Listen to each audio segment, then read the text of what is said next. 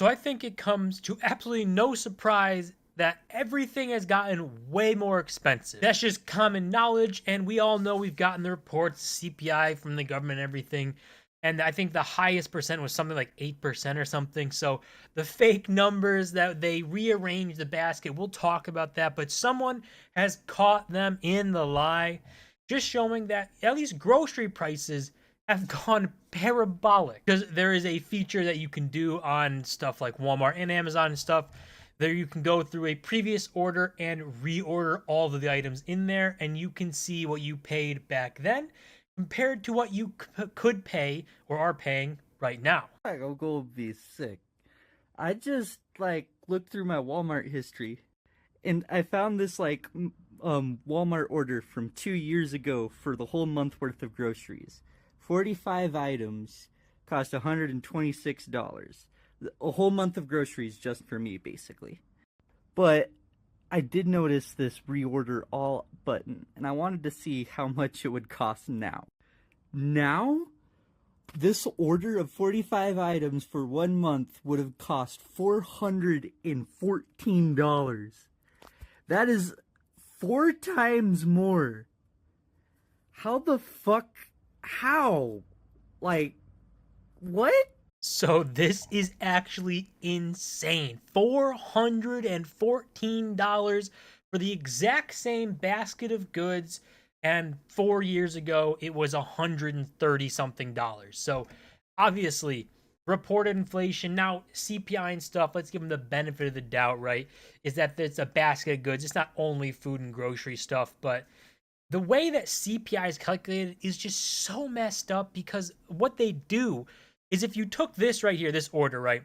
You took the exact same items from 4 years ago and the exact same items today and look at the price. That seems like the most good, the best way to be able to do something like this, to measure inflation, compare the exact same items, right?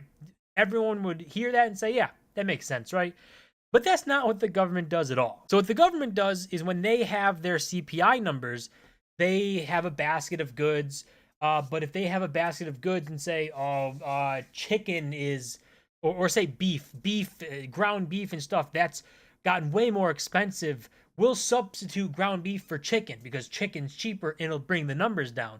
They actually do that. They substitute things out so it'll make the numbers look better, but the reality is still the same thing. We still have 4 times the increase in these goods.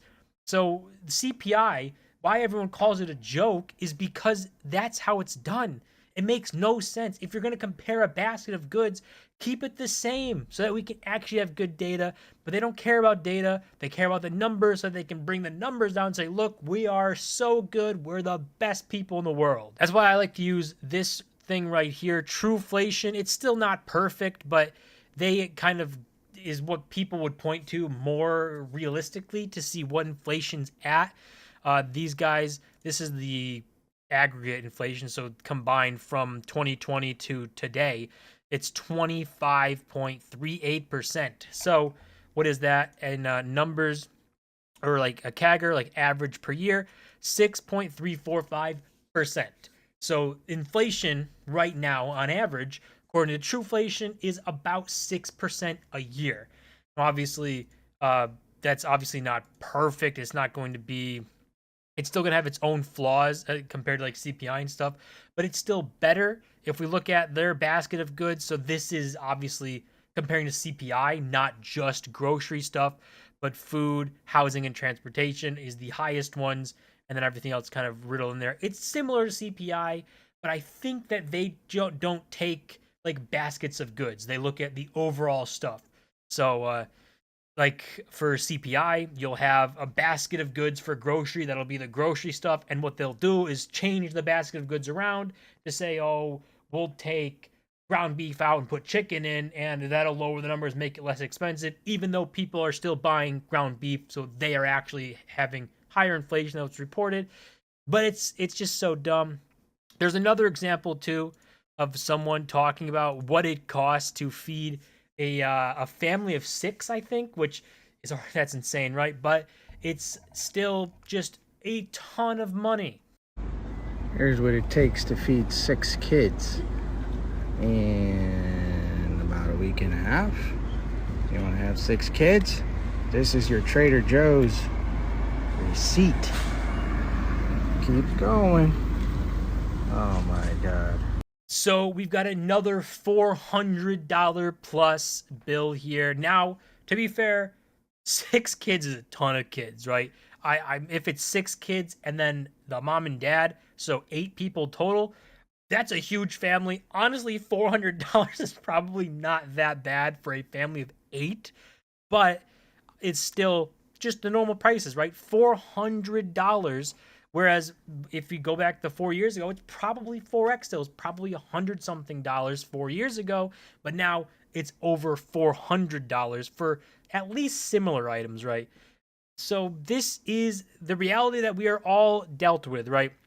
That inflation is just never going to be an accurate reported measure. They're always going to manipulate the numbers, just as with everything. You look at the jobs report, the reports that come out, the initial reports that people pay attention to, comes out, jobs galore. Everything is so great. The economy is perfect.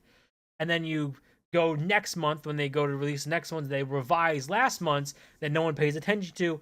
It always revises down for the last like 8 months or something, or past year.